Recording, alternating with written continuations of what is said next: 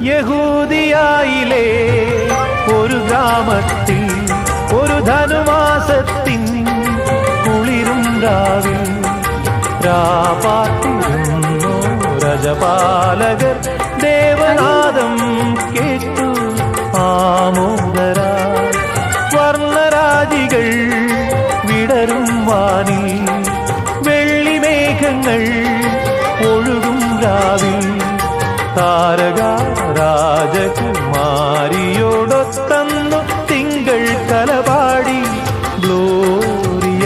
അന്നു തിങ്കൾ കലപാടി